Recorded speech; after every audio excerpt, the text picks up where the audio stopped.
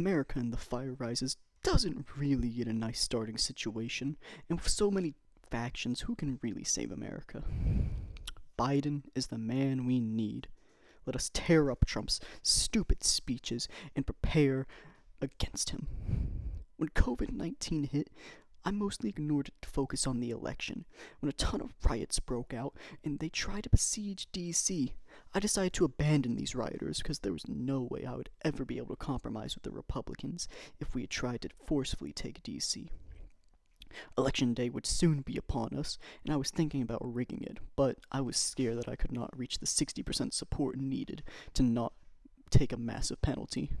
So, we decided to play the fair way, and Biden, the American hero, never needed rigging to get him in the office. He was sworn in, but in a nearby room, Trump took the same oath, and we all knew it was time to prepare for a rebellion.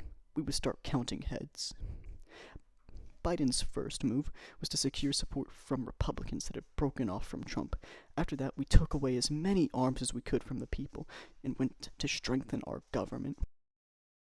We were unable to disband the army that Trump had gathered, and soon after the army in the south, west, north, and northeast stopped communicating with us, we lost all control of those areas. And it was brother against brother. Trump tried a small attack in the start, but was easily thrown back by our professional forces, plus the Air Force stayed loyal to the true government in Washington.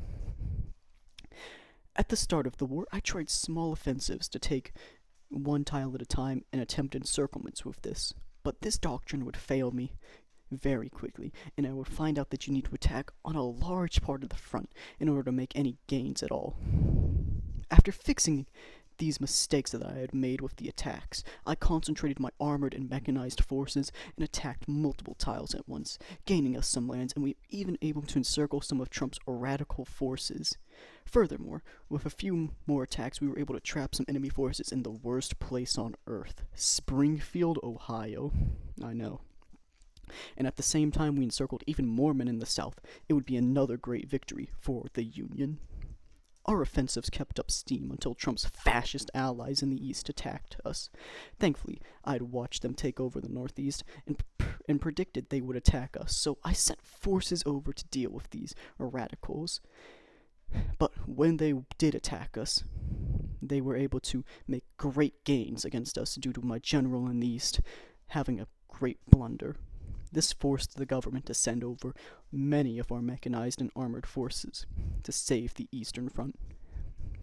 And they got us initial success in Michigan, but after that they proved ineffective at pushing through mountains and hilly terrain, so we were stopped on the front until the fascists were able to overrun the League of the South and attacked us in the south, forcing us into panic mode.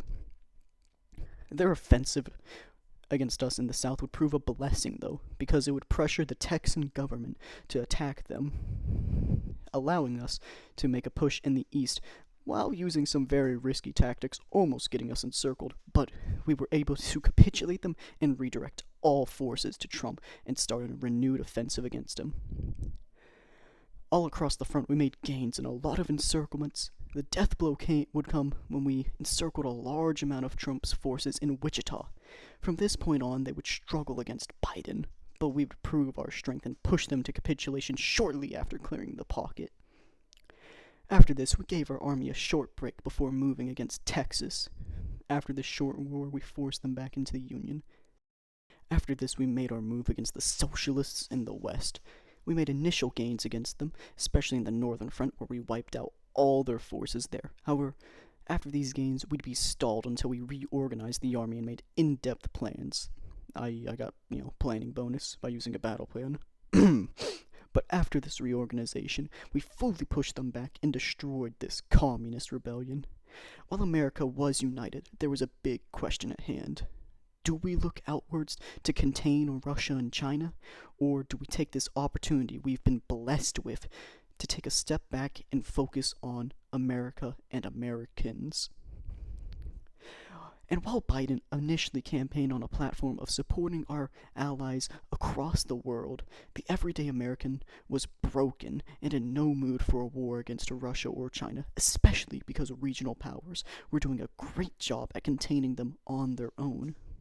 So, Biden sat down for one final meeting with his cabinet and ruled that America would stay out of foreign conflicts, just as George Washington had recommended. And with that settled, Biden took his long-deserved break in the beautiful forests of New England.